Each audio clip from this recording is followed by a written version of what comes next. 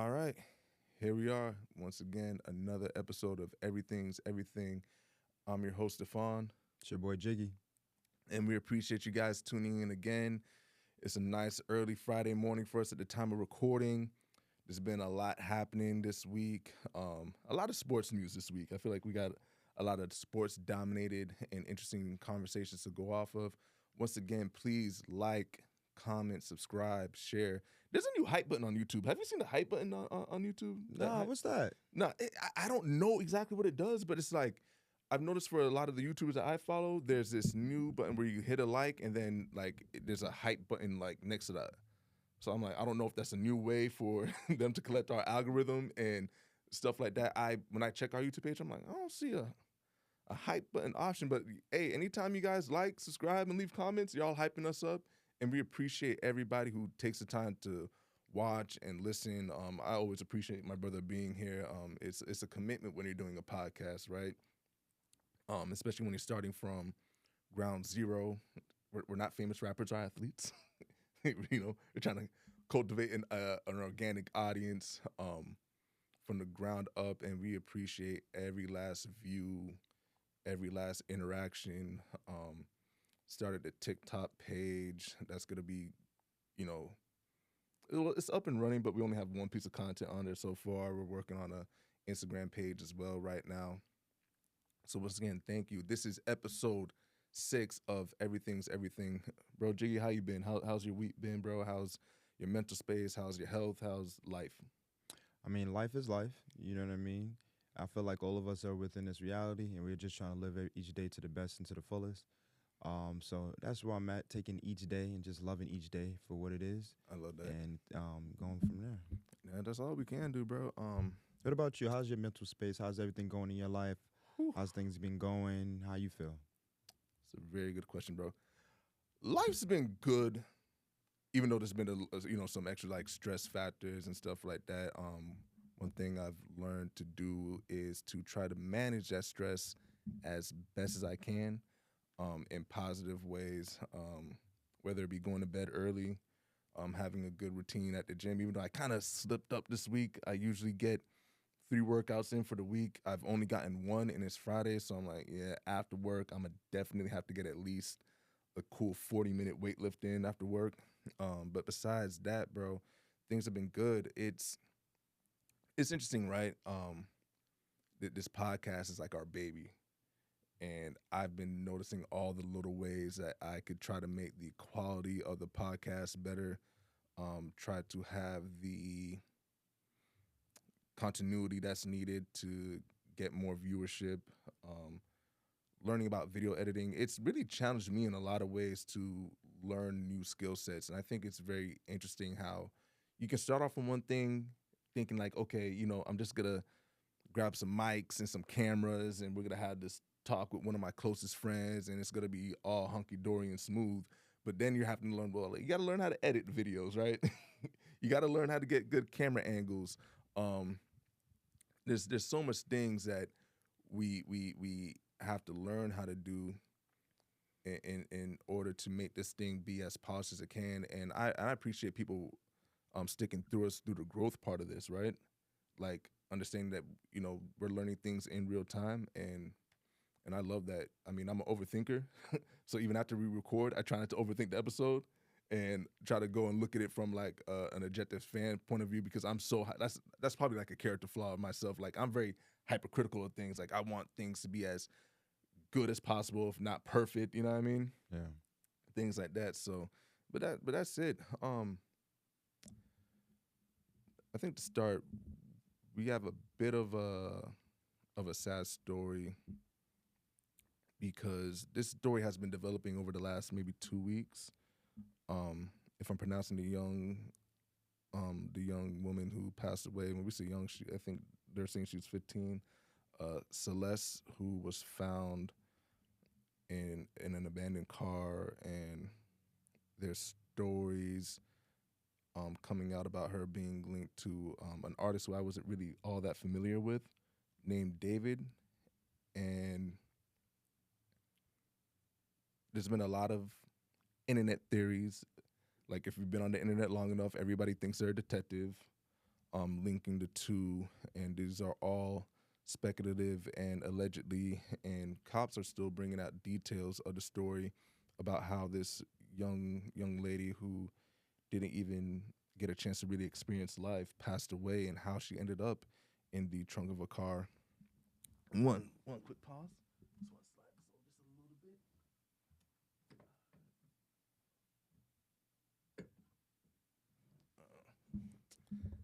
This is on the frame. I probably have to edit this part out, but it's all good. I wanted to just to have like a broader conversation, not to make it too specific on this young lady or the artist David just yet, until we can get more details, but to kind of have a talk about society. We've gotten very comfortable with the ideas of like strangers, not just on the internet, but in real life. Like, you think about the concept of Airbnb, like staring at a stranger's home, like in 2000, 1990, 1980, whatever the case may be, these were not like even feasible. You know what I mean? Like, if you said, hey, I'm going to go ahead and be in a stranger's house for 5 days for X amount of dollars, it'll be like, wait, what? Or like for us as kids growing up, we got told like, stay away from strangers' cars. Don't take candy from strangers. Don't do nothing with nobody with no form of transportation and you don't know them. We got Uber and Lyft. You know what I mean? And not too far from now, we might have some like autonomous taxis, which is crazy in and of itself. But then you think about how the internet has made the world smaller, and depending on when you're born, not to age us out, but like, we came up during the MySpace days, the AOL chats were a big thing. Then you evolved into Facebook. Then you got Instagram and Twitter and TikTok and Snapchat. And then there was Vines, all these different outlets and ways to connect strangers who you probably would have never been in contact with prior, right? Like, these aren't next door neighbors. These are no longer classmates or, people that you see because you frequent a grocery store or a gym. Like, these are real life, like, strangers who we meet, and for the most part, you develop friendships with some. You might develop a familiarity with some. Sometimes we end up meeting these people who we'd never met in real life. In real life, but there's also still like dangers, right? And you brought up such a great point multiple times on this podcast, right? About like how we live in a capitalist society. We spoke about on our last podcast as it pertains to barbershops. You brought up a great topic about colleges and how they should be prepping kids for jobs and having them have more of a direct from school to job type of pipeline.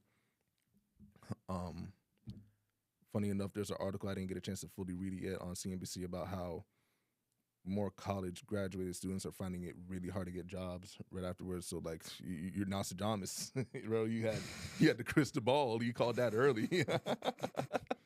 I just experienced it, bro. That's it. Yeah, hey, but your experience is real, and you're not alone in that experience. You know, a lot of these tech companies aren't going to make the internet safer because it could be a financial detriment to them. So I really want to ask you, bro, how do you feel we as a society can protect ourselves on the internet more, if you even choose to be on the internet? Because I guess the real simple solution would be not to be on the internet, right? Yeah, I mean, honestly, bro, in the world we live in today, we could always find something and find a bad in it as far as the internet is concerned.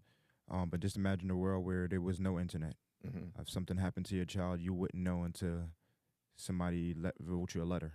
Right. There's different situations in this world where the internet and being introduced to people that you shouldn't be introduced to can be, crazy. But then there's also a world where we don't have that type of resources to really detail what our children are doing, how they're doing it, and who they may be interacting with. It's a give and take. It's good and bad. where we live in today. It's our reality, and we have to, learn to, use it to the best way we can. Um, do we have a lot of things at our hands right now that, maybe too much? Maybe. But do we have a lot of things? But I do truly feel like we have a lot of things in our hands right now that we have to truly take our time and learn. And I feel like once we take that path of learning certain things, as far as this internet, all these different things that's coming, and look at it from a broader perspective than just the individual app or internet thing itself, I think we can come to a better conclusion on how to secure certain things, as far as making sure our kids don't do it. Like, kids look at when I see a lot of kids, parents today, if they and you tell me if I'm right or wrong, if they're doing something, they may give their kid a tablet. Oh, big time. Or That's iPhone. that's a new pacifier. Right? And they give it to them. They may give it to them for an app, for a game, or they just may give it to them and like, you know what to do. You get what I'm saying? And at that point, you get what I'm saying? It's like their world. You know what I mean? And I feel like, at that point, being educating them about, this is a phone. This is a game you're playing on the phone. This is an app. This app is this. Some people may chat to you in the app. You do not want to talk back to these people. These are people that are just, explaining, more explanation instead of saying here. Right. You get what I'm saying? Going all the way back to what you initially started, what you were saying, speaking about the case with the girl. You said it was sad news. Personally, I don't know what I don't know. Right. I understand that's a difficult situation. A lot of conspiracies out there, a lot of truths, a lot of lies. I don't know. And I would definitely hope that the court takes the time to go ahead and, look at this situation, and, the right people, are either, judged for it or not judged. But it's a tough situation to be in. When it comes to an underage child being in a situation and there's a lot of people speculating on it and talking about it, I feel like that's kind of awful. Right. You know what I mean? Because we really don't know what's going on. And we really don't know how it came to be. All we know is what we think. So, yeah, that's true. That's just how I feel about it. But yeah, we just have to educate. We have to really educate. When you hand a kid a phone or hand them an iPad, or they get introduced to a new app, this is what this is. This is what this is for. Right. This is what it can lead to. Right. This is what you probably don't want to end up in. Right. Now, if you do this now, just know it's your ass. You know what I mean? So that's how I look at it. No, and bro, that's valid, and it just comes from, like, us having to be more active, right? Like, I'm not a parent yet. You're not a parent yet, but we're in that generation where, as 90s babies, we're the ones having the kids now. We're the ones that's going to be raising up these next crop of individuals, right? No. And we're living in the future in so many ways with AI. Like, I brought up the the self-driving cars and trucks that are already even out there are already for a lot of companies. I heard people out west talking about how you see, like, these autonomous vehicles up and down major highways like it's nothing. You know what I mean? To your point, everything is still alleged. So we're just expanding the conversation to a more general point, not to talk specifically about that case. We're all just waiting to hear more details whenever you get a tragedy like this, right? But when you think about the internet and some of the negative effects that it's had on our psyche, I think about even how we choose to present ourselves to the world, right? Like, it's almost like highlight culture in basketball. Like, you ever seen, like, a dude who got the best highlight mixtape, but then you go watch the game he played, like, damn, he wasn't really that good. But on the highlight, of course, it's all your best moments. It's all your best moments that, we post on Instagram, that we post on Facebook, that we post on TikTok, that we post on Twitter. Like, especially, I think our women audience can relate, where you might have took 20 selfies, you only posted one. You posted that one that you liked, but you didn't post the other 20, and that's kind of like the psychological thing that goes into this, right? Is that it can lead into like especially you're really big like on perception and like what's perception, what's reality, right? So people could be posting something on the internet, and that perception for a lot of people might start to be a reality for them, even if they're not actually living it. You know what I mean? Like it could be a situation where you hear people talk about how dating is hard because guys are this or women is that, but I feel like a lot of that comes from us having more pessimistic mindsets when it comes to dating, and not just regular like dating is hard, but what helps with dating is like being patient, you know, putting yourself in different environments that are like conducive to finding the partner that you want.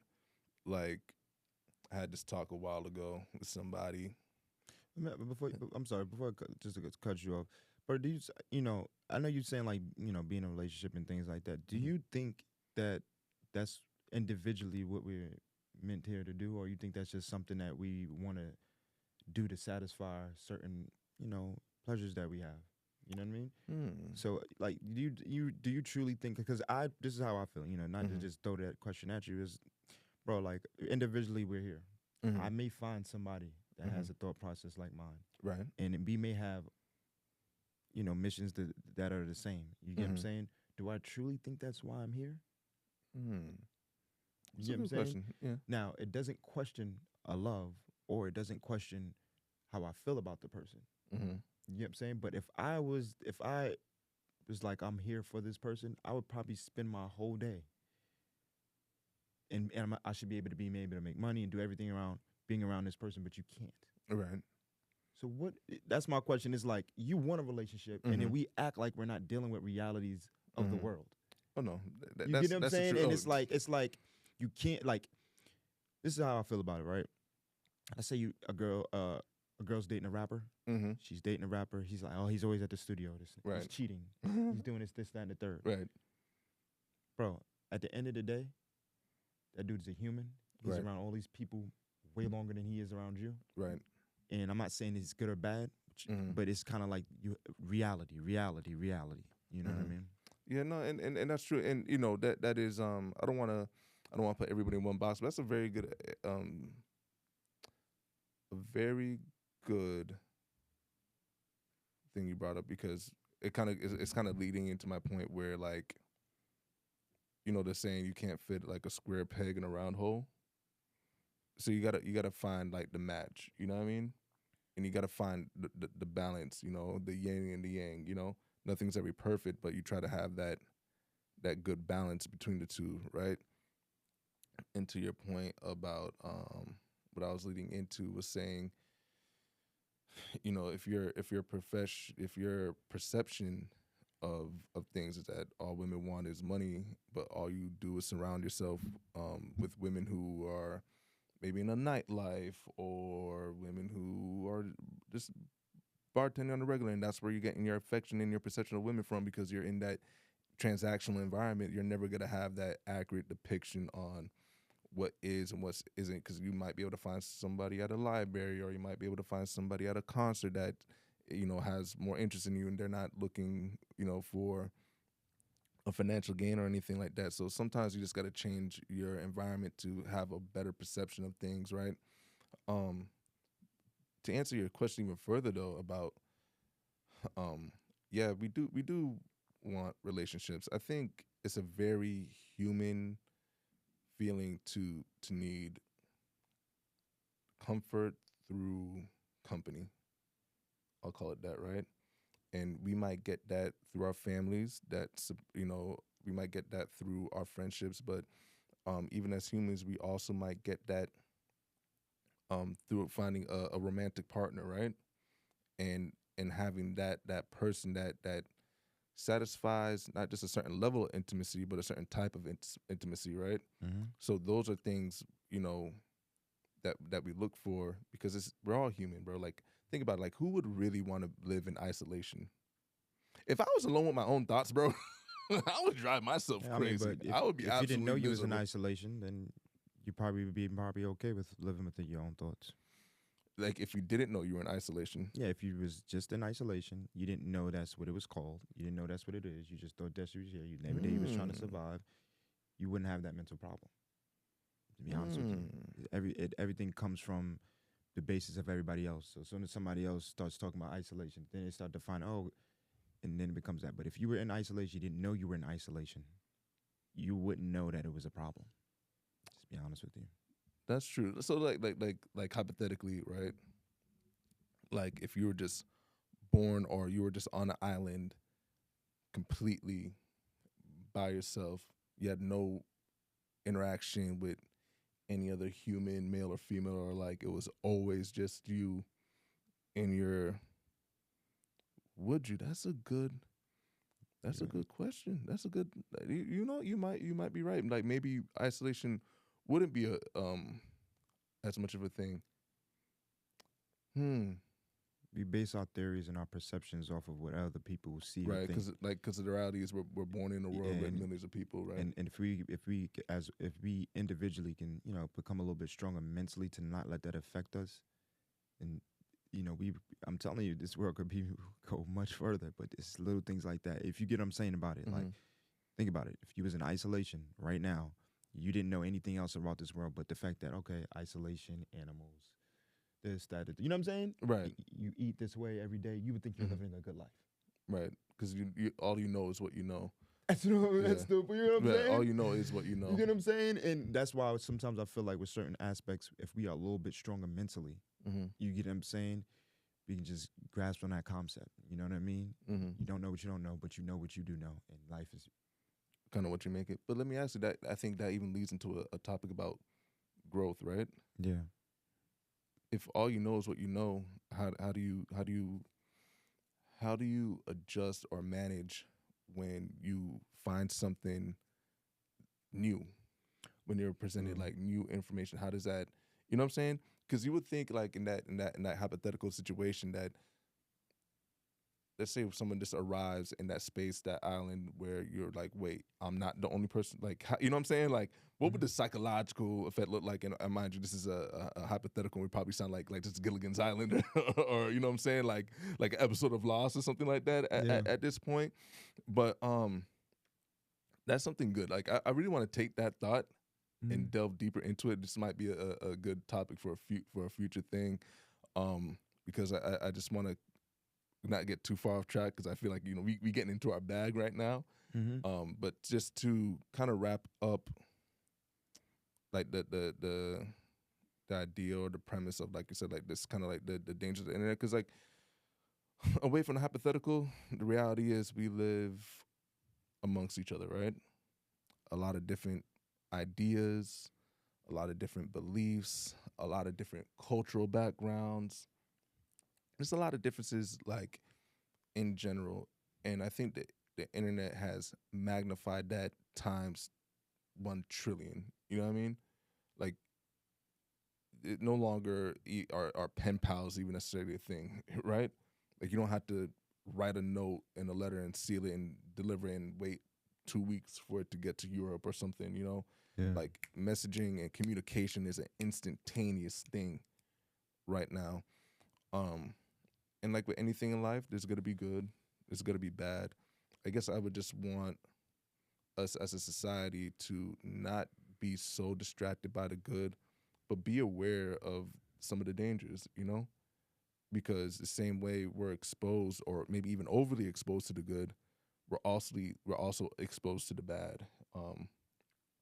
And there are like wicked people out in the world who mean to do harm to vulnerable people, whether that be children, whether that be people with mental illnesses, whether that be people who are maybe suffering inside, So I just want us to be more conscious of that. And if we can help people who are vulnerable like that stay protected, I feel like that's the duty of those who have, like, like kind of like on some Peter Parker stuff. It's like, with great power comes great responsibility. I feel like for all of us who are able to do better, or who know better, to kind of step up in that facet and be a blanket of security, so that we can try to avoid travesties like this as best as we can. This is gonna happen. There's not gonna be a solution to it. I just think that we could put a little bit more effort into the safety nets, right?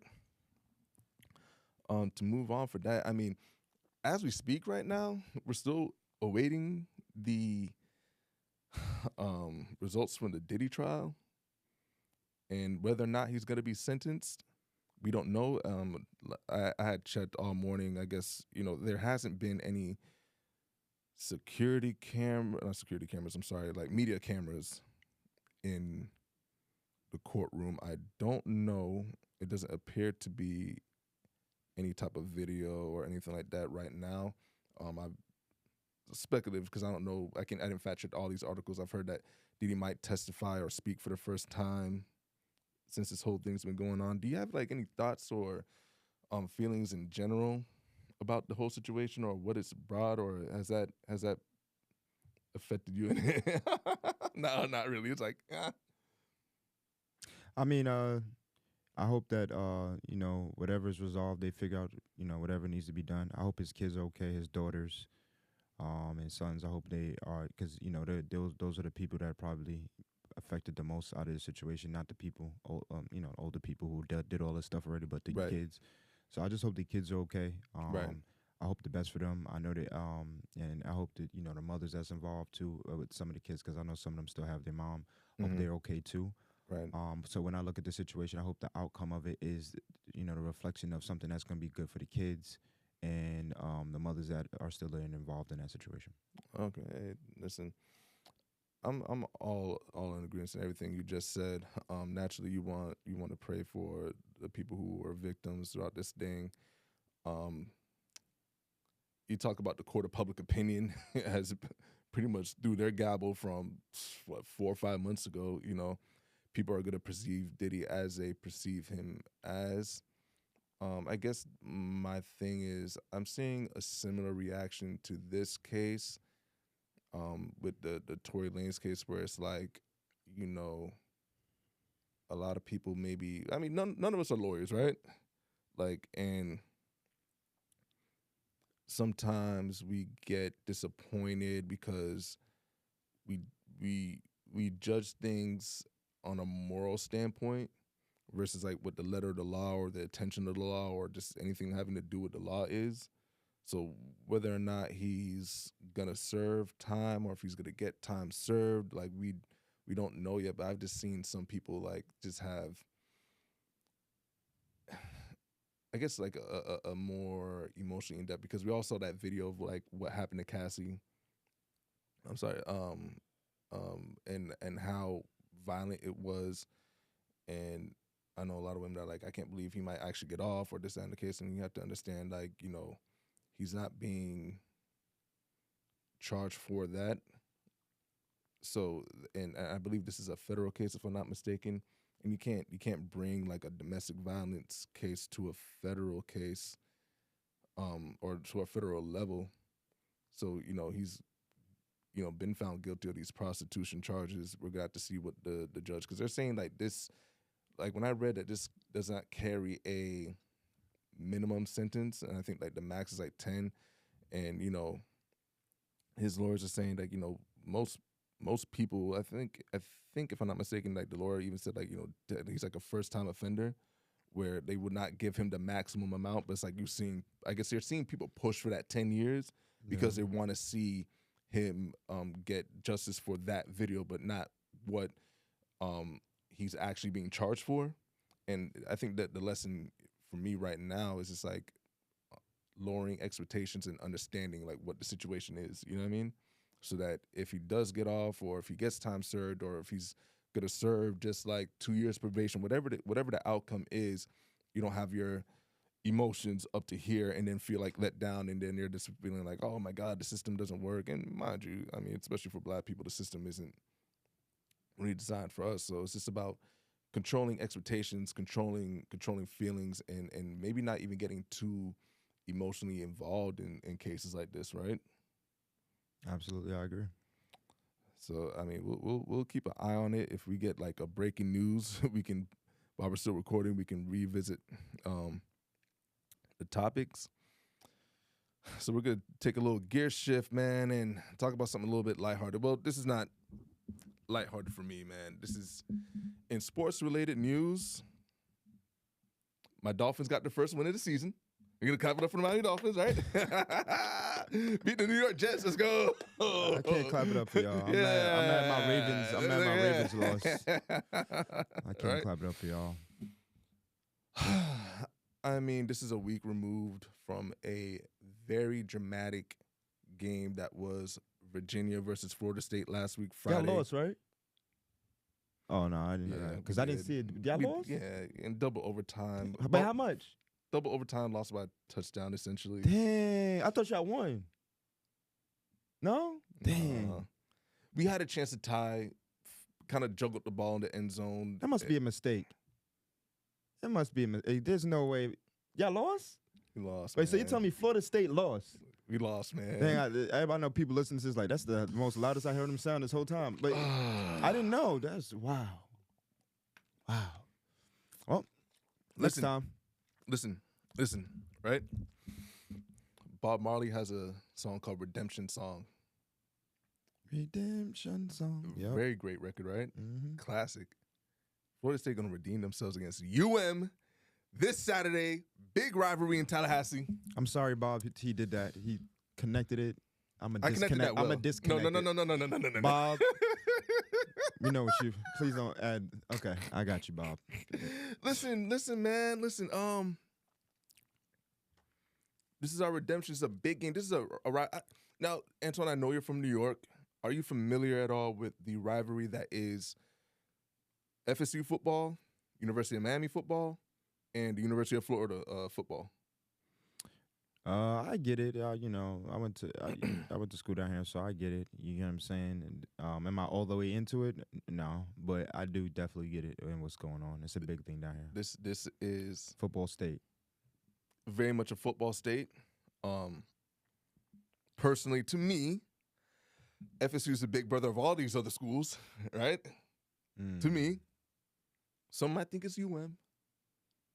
Some might think it's UM. I argue that UM hasn't really been to you. Like, UM is kind of like the Cowboys. You know what I mean? Like, they had a brand back in the day, but the brand ain't really been the brand for a while. Like, they had a death penalty back in, like, the 2010s where they couldn't recruit, had no scholarships, and I think the program took a hit. Man, bro, they're not even a Nike school no more. They're Adidas. Adidas. Nike, Adidas, they all the same to me. I'm Jordan, so don't do that. All the same to me. I'll mess with you. But listen, man, I'm not going to pick on little bro because UM's number 2 in the nation right now. Yeah. I'm not sure where Florida State currently ranks right now after we took that loss. We came in at number 8 last week. Probably somewhere in the teens, right? I'm a little bit nervous for this game, right? It's in Tallahassee. UM is a good football team. It's a number 2 in the nation, right? My fear is having to come in here and address Canes fans should they actually win.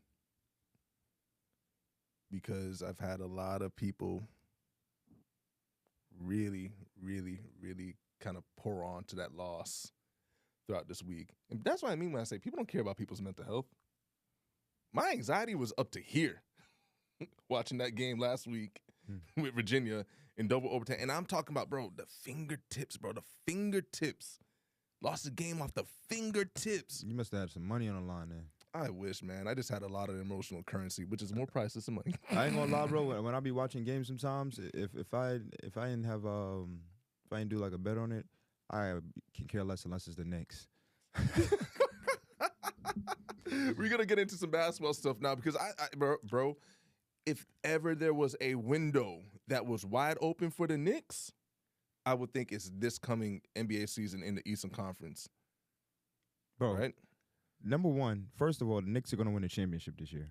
So any of you out there that think the opposite of that, get it together. Okay. Second, before you go, Hold on, because this is Knicks. This is Knicks conversation. I just want to wrap Anytime up. you bring up Knicks, you have to emphasize Knicks. All right, we're wrapping right? up Florida State. This is all about the Knicks now. Let's Knicks. move. This is a Knicks segment. I'm gonna look the camera in the eye. Look the camera in the eye. Listen. The Knicks. Right. We are here. Big right? bodegas. We got Cat, Big Bodega. Right. Right.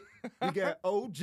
I ain't even gonna say the rest. You Jordan know Woods on the sideline looking good, right? We got. Don't disrespect the Knicks. I'm gonna tell you that right now. Don't disrespect the Knicks. Yo, Cat, I got you, Big Bodega. We ain't gonna let that happen. We ain't letting it slide. We got smoke. Also, we got Mikal Bridges. Right. Yeah. Right. Also, who else we got? You know who else we got? The swaggiest of the swaggiest, Jordan Clarkson. Okay. Y'all not nobody. Okay. It's messing with us this year. Mm-hmm. Yo, I don't know if I said it right, but Jalen Brunson, the best point guard in the league. Better than Steph? Steph is 92 years old. I do not want to talk about Steph winning a championship. Steph competing against, no. Steph is ancient. That's like saying, is LeBron still the best? They did what they needed to do. Right. Put them here. Now let's talk about the players that's actually, can win a championship. Okay. Jalen Brunson, you tell, who's better than Jalen Brunson? Point guard wise. I mean, he got to be top two. I mean, you said top two. Take Stephen Curry out of it because I know everybody likes to still think Steph Curry is dirty. Let me really think. Do we classify SGA as a point guard or no? Right. I don't know how to. That's why I say that though, because that's why I said top two because I'm like, if I'm being objective, like Jalen Brunson is dead nice. Like he's dead nice. SGA is just like a Kobe, but with the ball in his hands a lot more, right? Without the system, and it's like because him and it's him and I'm forgetting his running mate Jalen Williams. I almost said Brunson. Yo, there's a lot of Jalen's and Browns and Brunsons. Well, not Brunsons, but you know what I'm saying? It's a lot of Williams. Yeah, a lot of Williams. A lot of Williams, a lot of Johnsons. But yeah, if because they share that ball handling responsibility, and at every given moment, one might bring the ball up the court, the other one might, and And who's the point guard? Yeah, no, all right. So you know what? You're right. I would honestly say he's the the best pure point guard because outside of those two, if I'm really trying to think, it's kind of like it's such a big drop off between SGA and Brunson because then you're looking at. I mean, Donovan Mitchell's not a point guard. No. Darius Garland's not in the same conversation as them. No. Like you said, Stephen Curry is aged out. Not to say that he's not a good player still, but he's not. Like I said, he's not really in that same running anymore. No. Halliburton. Tyrese Halliburton. He has a great coach. Yeah. They're combined with a good point guard, and they make great work. Mm-hmm. So that's how. But not better than. Brunson, bro. Brunson took his team to the Eastern Conference Finals as a 6'1" guard. Yeah, 6'1" might be kind. Like, you get what I'm saying? A 6'1" guard, and Trae Young, he did the same thing. Trae Young, yeah. You get what I'm saying? But Trae Young did it 1 year, and then he didn't really make it back to where he was at before, as far as like being that competitive again like that. And then, after him, I'd probably would say even Trae Young may be, up there, but not Trae Young is not nowhere near. And the funny thing is when things used to happen at the Garden with Trae Young rolling the dice. Oh yeah. Or before he would be trying to, antagonize the Knicks fans. Right. Yo, bro, we have somebody your height that's better than you. You get what I'm saying? So you antagonize winning. Don't come because this is what he's gonna do: roll the dice, and they might not make the playoffs. Don't do that. Come to the Garden, right? I want to see you win the game, and then I want to see you guard Jalen Brunson. But I know you're not gonna guard each other. Y'all gonna have somebody else. But try to outduel him. Try to see who's gonna score more. I'm telling you right now, I'll put money on it. Jalen Brunson, if you guys win the head-to-head, he's gonna bake you. That's how I feel. Listen, not Patrick Beverly, but Jalen Brunson. Yeah. I was gonna say, this feel like you watched some Patrick Beverly highlights. You came in here. No. You didn't like that. You didn't like that. I got the smoke for anybody who got something to say about the Knicks. He didn't like that standing over the logo, rolling the dice. I did not. When he did that, he knows a piece of his hair fell out that day. When he did that, should have never did that. Now he just got Knicks fan. Like I'm a reserved Knicks fan, right? Mm-hmm. Like I'm a reserved. You know what I mean?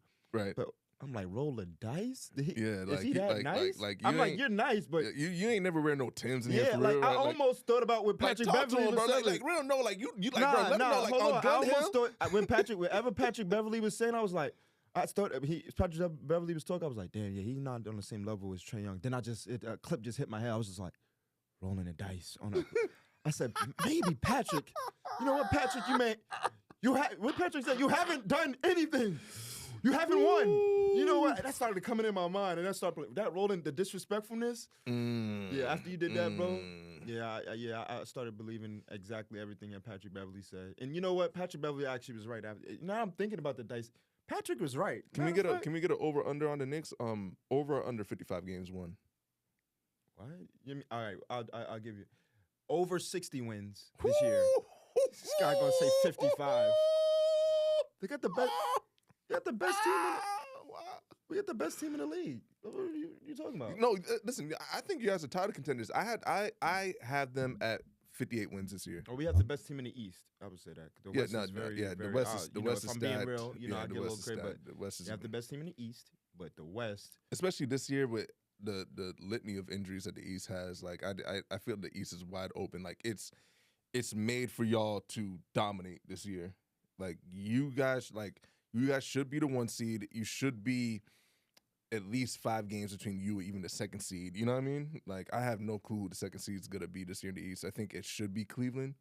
They're the only other team healthy. Maybe Bucks. I have no clue what's going on in Milwaukee with Giannis. Like they have not surrounded him with another co-star. Cleveland is not going to win because they have 2 6'1".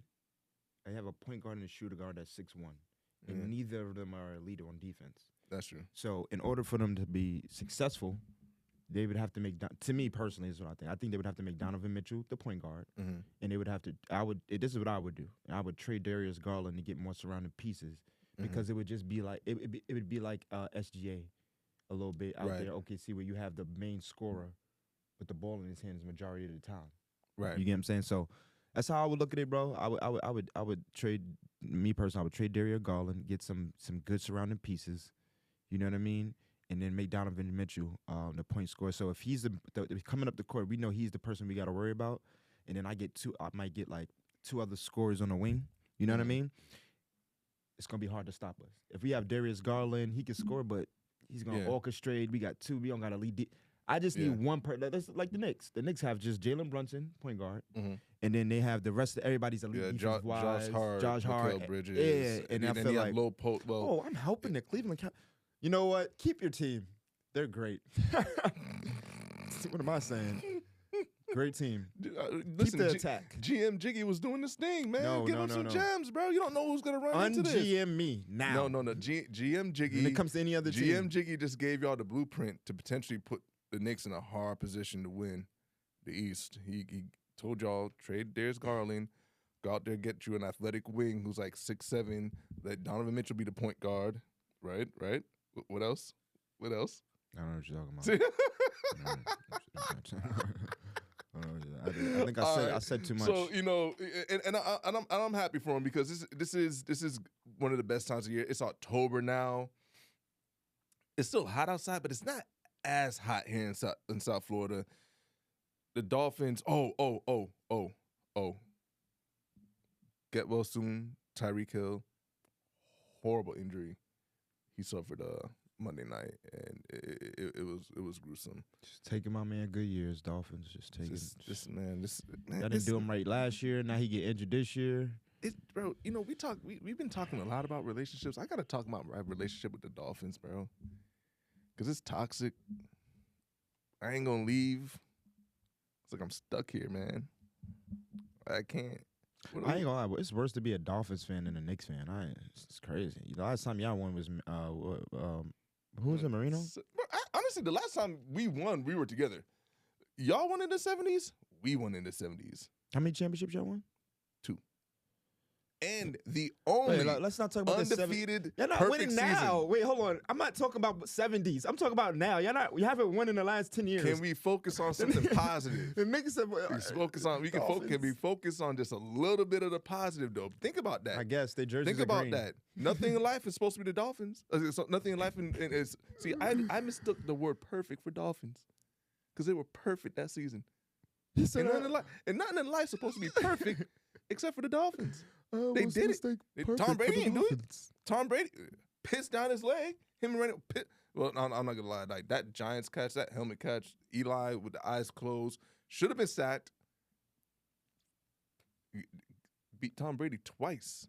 It's crazy, but the Dolphins were perfect, undefeated from start to finish, and maybe that's a little bit of like karma because you have the only undefeated perfect season. Now you gotta be kind of bad, and we're more average than bad. You know what I mean? But the Knicks had some, the Patrick Ewing like blown layup. That one stung. That stung. This guy here. this guy here, man. You're not even gonna rage bait me, guy. You ain't gonna rage bait me. I've been on the internet trolling. I know how to bring up. I know sore spots for the Knick fan. I should have never said what I said about Florida State. This is my brother right here, and I ain't gonna do all that because as much as that might infuriate him, I have no real room to talk with the Dolphins. Like, I mean, we haven't won a playoff game in. Man, Florida State didn't win last week. Fine. We won in 2013. Oh yeah. We won a championship in true. 2013. That's true. UM hasn't won a championship since like 04 or something like that. Like it's been a minute, bro. Like y'all niggas ain't do nothing since like T.I. and Jeezy were just coming out. Shout out to Melo. Yeah. Shout out to Carmelo Anthony, man. Shout out to Carmelo Anthony. They was there with Melo too in 2010, 2011, 2010. No, 2013, like 12, 11. He was there. That was about 13 years ago. Yeah, bro. Any crazy how time flies, man? Yo, you know what I was watching? Speaking of Knicks, I was watching some old J.R. Smith Knicks highlights, bro. What an exciting moment for New York. Like, I feel like that was a big moment, like in a culture shift with New York. But while we're on sports, I love when people use their platform to speak up about, like, uncomfortable conversations or making a statement. Like that's what I appreciated the most from Kendrick Lamar's Super Bowl performance is that any artist could have made that moment about themselves and just the music. He took that moment to shine a light on our culture, who we are as people, the influence we have, and to make a statement that I think is gonna live forever, and I think that's gonna stand the test of time. Nafisa Collier is a WNBA player who plays for the Minnesota Lynx, right? And they were eliminated after losing their playoff series. You know, she congratulated, I believe, was it the Mercury, right? Aces. I'm sorry, the Aces. My apologies, the Aces advanced. She congratulated them, but addressed an issue that... No, I'm wrong. You're right. It was the Mercury. Aces, they played the Fever and beat the Fever. Okay, all right, cool. Because I was like, man, I thought... Right. Okay, so, all right, the Mercury. But she didn't make it about the series. You know, she took a time to address the commissioner, and it was a long clip. I don't want to even do her, like, a disservice in trying to, like, summarize what she said, because she did say a lot, and there was a lot of issues that you would hear throughout the year in the WNBA about officiating and the lack of consistency. A lot of key stars, especially Clayton Clark, being hurt. Like they're really beating her up in the league, and officiating is a big part of what helps keep the game consistent and the quality good, right? We had a talk on previous episodes about why are we expecting ethics to still be in basketball, right? I think this is how we get back to that. Bro, this, Number one, I want to say her statement that she made was very heartfelt. It addressed a lot of things of a lot of the players in the WNBA who had concerns about things, and she stood up. And I always respect anybody, like you said, who's willing to dive into those uncomfortable conversations and speak up for the people who are not willing to speak. Right. I'm somebody like that, and I really admire other people who do such things. Um, Now, when it comes to particularly like the WNBA and her speaking about that in per se, honestly, bro, I really think that it's a business, and a Right. lot of the complaints that she had was as if it's just a sport, Mm-hmm. and it's not a sport. When you're talking about if they want to, and this is my thing, right? I personally think I always say women are fundamentally more sound than men, Mm-hmm. meaning that they know how to do things the best way instead of men trying to do things the more complicated way when it comes to basketball Mm-hmm. or whatever the case is. Mm-hmm. But they are out of their minds to not look at the business perspective of the WNBA Mm-hmm. and not realize what they, so for instance, they want to make this amount of money, but they don't want to be sold this type of way. Mm-hmm. They want to make this type of money, but they don't want things to go this type of way. Mm-hmm. How do they think it's going to happen? You think everybody's going to start watching the WNBA because of integrity? It's not going to happen. People going to watch the WNBA because it's exciting. It's appealing. If I'm a fan, not saying I don't, but if I'm a fan, I can care less about how you feel if when I watch TV, I just want to see basketball. Right. And this is how a lot of the NBA players feel too, because they know, like, bro, so if a person just came home off of work, they watching LeBron, they want to watch a game, they want to see LeBron give his full effort. They can Right. care less about LeBron, how LeBron feels. Mm-hmm. And LeBron knows that too. He knows it's a business. So he's Right. going to try to entertain and do the things pertaining within that, right? Mm-hmm. They want something other than it being a business. And that's where I look at it and I'm like, bro, if y'all really want to make this amends, how about this? You're gonna have to take 3 years off of the WNBA. Spend all the WNBA's players, spend that time, regenerating the WNBA, like making sure the WNBA logo, it's there, and marketing more. Mm-hmm. Come back after marketing it Mm-hmm. for that long, Mm-hmm. come back into it, and then have the WNBA after selling the product to the people, actually getting the people involved. You get what I'm saying? And wanting the people.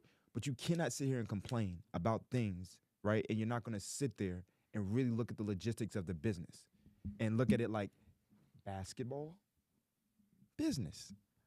Basketball, business. And that's what most of it, when I see NBA players, that's what I just seen Draymond Green. Shout out to Draymond Green, best defensive player ever, better than Charles Barkley. Anyway, he ain't even better than. I just seen Draymond Green going Castanets live. Right. You get what I'm saying? Mm-hmm. Because he knows it's a business, Right. right? I seen LeBron going Castanets live. Mm-hmm. You get what I'm saying? There's a lot of NBA players. You know why? Because they know it's a business. Mm-hmm. You get what I'm saying? The only person I think knows it's a business in the WNBA is Angela Reese. You get what I'm saying? Mm-hmm. As far as the way she thinks, I know other people have different things. I think Asia Wilson's in that vein too, and Caitlin Clark. I'm talking about more of knowing the type of business they're in and what they would have to do to get the fans on their side. Okay. Right? So Angela Reese particularly, she sells herself being pretty. Mm-hmm. She sells herself being like, the casual girl, but also being able to play basketball. Mm-hmm. Most of the people who are her fans probably don't even watch her play WNBA basketball. That's true. You get me? And I'm not saying she's good or bad. I'm just saying that she's smart at being able to market herself as a WNBA player. Right. Right. Listen. I'm not gonna say sex sells, right? I think attractiveness sells, right? And you've seen that with every athlete. In football, what made Tom Brady more appealing than Peyton Manning, or maybe not even more appealing, but differently appealing. Like Peyton Manning for years had the, I have a drink with him at a bar. He seemed like a guy's guy. Brett Favre, same thing. Tom Brady was deemed as like the handsome quarterback, supermodel wife. You know what I'm saying? Like just like this prestige of like, I have the looks, I have the game, I have the championship. Michael Jordan marketed the same way. Michael Jordan was marketed as, you know, tall, dark, handsome, made bald head cool, tongue out, flyest kicks in the world. You know what I'm saying? To your point with Angel Reese, she's like the quote unquote baddie who can hoop. You know what I mean? Um, I think Age is not necessarily in that same vein, but also, you know, like I think it's a not to say that their relationship is marketing, but like it's good marketing when you see Bam and Asia out together. It brings a spotlight to her and the league because there are off the court things that players should do to market themselves, which will in turn market the league. My argument, I guess, not so much just like against your argument because you are right, but I think what Nafisa Collier was even addressing is like the treatment that she and other players have gotten from the upper the front offices, the commissioner, the owners, where they're not even valuing, like, even if they did all those things, they're not valuing these women as such. They're, you know, they're seemingly having this attitude of like, you guys should be lucky to even have this platform. But why do you think they're doing that? Well, I think they're doing that in one part because they're a bit arrogant. I think there's a bit of arrogance there. And I also do understand because, like, we know historically the WNBA has not been profitable. Yeah, they're in the negative, right? bro. I get all that. Right? But you know what? You wouldn't even be in the negative if you didn't have these players. You would just cease to exist. You know, so there's a balance. There's a balance, and you can, because if you're in the negative and your investment goes down, then you can still potentially lose. I don't know the fine details of their books. Like I ain't gonna audit them. I can't. You know, I don't know. But you had this CBA coming up. Maybe I got some lawyers. But you have this collective bargaining agreement coming up, and they're trying to fight for not. I don't even think they're trying to fight for the whole pie, just a better pie than what they've been presented, right? And I think we do have to support player empowerment because away from basketball, oftentimes it's the labor that's always the one getting hit. Like these corporations and these big companies, they look at people who are working every day for them as numbers and not human beings. What's their leverage? The corporations? No, what are the players' leverage? If they say, because their leverage is not if they stop playing right now, the commissioner is going to be mad. That's not, but that's not the leverage. If they stop right now, that would actually help the business portion. Because them as players is one thing. Mm-hmm. Who they are and what they stand for is one of the greatest things. If I have a daughter, I would want my daughter to be a prime example of a WNBA player. Right. That's not what I'm talking about. Mm-hmm. I'm talking about why because we can look at the commissioner as being insensitive, mm-hmm. but she's being insensitive to numbers, which she considers facts. Right, but what I'm telling you is that when you start looking at people as numbers, you're gonna lose because, I mean, let's say the WNBA. That's what NBA, the WNBA, they kick players out who don't produce, and if you do, that's what it. That's the professional business. Yeah, you want to be treated like high school students? Yeah, no, but at the same time, like you gotta understand, like these are still like upper echelon players who are having these issues. Like, I think if one quote was that Caitlin Clark should be happy for the WNBA because if it wasn't for this platform, she wouldn't have this $16 million deal with Nike and this and the third. And in my mind, I'm like, you can make an argument that Caitlin Clark earned that deal in college before she even stepped foot in the WNBA. Like, she was a national sensation prior to even being like, if Caitlin Clark said, I'm just going to graduate, get my degree, and like be a basketball spokesperson for Nike, I think they should have gave her that money. Like, she's that much of a great ambassador for women's sports.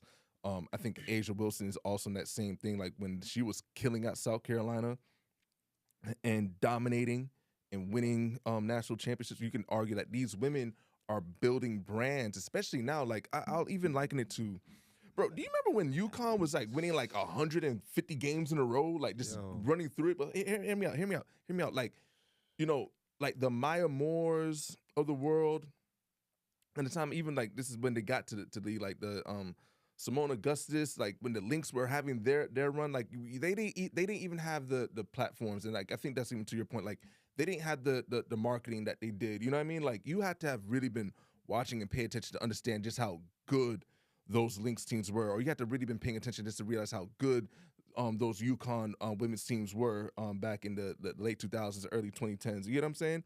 And They won 100 games. You didn't have to pay attention. If they won 100 games, you thought they were good. Yeah, but I'm saying is I don't think that was like as nationally known. Like if you ask most people about the UConn's women's, like even the most casual fan, because like unfortunately a lot of people didn't pay attention to women's sports as much as they should have even back then. You know, they could have easily had like that oversight, or you know that may not be common knowledge. And hey, if there's anybody in the comments that didn't know and they got put on, to go back and watch those UConn teams. They were absolutely dominant, right? But you don't, even in casual sports talk, like when they talk about the greatest collegiate teams of this and that, it's like you don't even really much hear them come up. I'm like, how do we not just highlight those women, or even like the Tennessee teams of the past? You know, there's so much great women's sports teams that we don't market as well or talk about as well. And I guess for me, like my argument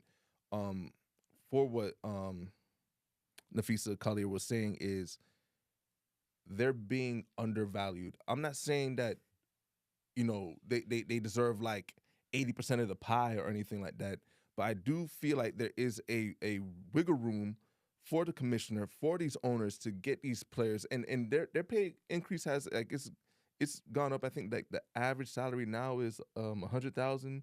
I think before it might have been like 60 or 70 or something to that degree. But you know, I'm gonna fight and advocate for players to get more and to negotiate in good faith. I would want a commissioner and the owners to value the sacrifice these women make, because most people probably don't even know a lot of WNBA players who aren't, you know, Angel Reese, who aren't Clayton Clark, who aren't Asia Wilson. They have to go supplement their income by playing overseas. You know what in you Europe sound like right now? You sound like you want them to continue to be in an abusive relationship.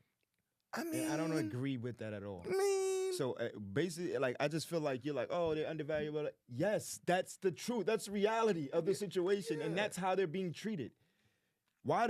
Listen, their value is so good. The point of me saying the thing about Angela Reese is because they're dealing with WNBA players' old debt, and they got to make up for that. Right. They don't need the WNBA. That's basically the point of what I'm saying is that the WNBA is a business. They go to the WNBA. The WNBA is like, oh, listen, you can't get this because of this. Meanwhile, I know most of these WNBA players off of college. Right. Not because of the WNBA. That's a fact. It actually tarnishes their legacy once they go to the WNBA. Honestly, that's how I feel. Okay. And if they never went to the WNBA, they would be so much. How about this? You guys can do so much. You can make so much more money doing something else instead of being in W. You can make your own league. And I know everybody says this or whatever the case is, but why keep fighting a battle that they're gonna keep taking money from you and tell you owe and give you a little bit when you can go create your own? You can go. I think you just said it. They could create. They could get a stream, or they could just make money doing it themselves. As far as making money, like let's say they go to college, they go ahead and have their legacy. After their legacy, they go ahead and market it the right way and sell their legacy the right way. Playing some pickup tournaments, playing some one-on-one tournaments. These one-on-one tournaments is making some people are getting $100,000 for one-on-one tournaments. So many different avenues in basketball. I'm gonna let y'all know this: professional sports is losing its ground, and I'm telling y'all this right now. All these people that think WNBA and NBA is gonna keep doing stuff for the public or for these players, it's not. They're gonna keep losing their ground the more they keep doing this. That's all I gotta say, bro. I don't trust. I think that the WNBA and the NBA, they keep trying to take from our great players, and they're gonna. Oh, my fault. They're gonna lose. They're gonna lose because these players are very marketable. They're all commodities, and like you were saying, bro. And that's why I was agreeing with what you were saying. But it's just the more I feel like the irritant in this situation is us. You're basically saying fuck them. You know what I'm saying? Like, it's basically I agree with you said, but it's just like we don't need them. Like, but, you know, and that's a hard balance, right? Because it's like you know me, I be inspired by people like Huey Newton and Malcolm X and stuff like that, and it's like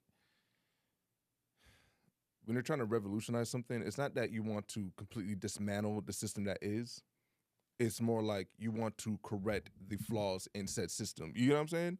So it's like you want a league for little girls to grow up and look and be like, wow, I can play at this level where the bright lights are on me and I can display my talent and how much work I put in. You know what I mean? Like that's why the W was created, because like Cheryl Miller didn't get a chance to play in the W. It didn't exist. Like she had to play in men's leagues overseas. You know what I'm saying? Like now there's an avenue for these women to display their talents, and you want to not destroy that avenue, but add new pavement over it, so that even if you don't get the benefits directly yourself, you know that 5, 6, 10 years down the line, the next girls behind you are gonna get those, benefits because you helped pave the way. You know what I mean? And I get it, bro. Like, I understand like the thought process of remove them and go do your own thing, but it kind of reminds me, there's a like a documentary like where Killer Mike tried to survive off of like like black only everything, like you can't eat and then he found out like, bro, the system is designed as such. The resources weren't there. It's just not there, and sometimes for these WNBA, like think about it, like the resources are there. Hey, it's a little for me, I'll give it a little bit, like having like played a little semi-pro ball, like and just seeing like the business of basketball. It's like, man, when them resources aren't there, bro, them resources is tough to come by. You're talking about starting a sports league. It take a lot of money, a lot of advertisers and investors to come in it. And I don't have enough information to say they can or cannot do it. But I just know sometimes we say things casually. I'm like, it's a tall ask. Maybe it could happen. I'm not saying it can't. I don't know how long it will take. I don't know if we talk about the top 1% of the league. I don't know if the bottom 90 or 99% of the league can manage that. But over and all, I think you try to play semi-professional, right? That's professional, like semi-pros. Right? Yeah, semi-pros is right. like that's the point of what I was saying. Yeah. Why are people continue? You're trying to do that. You said it's a tough road, but you're trying to play a professional sport. Right. You did semi-pro, right? Right. So yes, from the business aspect, it's going to be tough. Now, if you would have went and you would have said, "Hey, listen, I'm gonna get a YouTube," which is you find a platform that's gonna allow you to do what you want. You work out. You showed your workouts. You showed some of the people you worked out with. Right. You had some tournaments, did those things. I'm pretty sure that would have been a better avenue marketing-wise and also opening up your connection-wise than going through that platform, then going to try to play professionally because they have a certain angle they want you to go through and how they want you to be perceived. You know what I'm saying? Yeah, no, and that's what I'm saying. You're not wrong, bro. Like, I'm saying you're not wrong. Like, like it's twofold, right? Tell me you don't think, I'm sorry to cut you off. Tell me you don't think of Caitlin Clark a little bit lower now that she left college. Like a little bit, she's not as that bright start for me personally. I don't look at her as more like, but when she was in college, I was like, oh man, she's doing everything. She was great.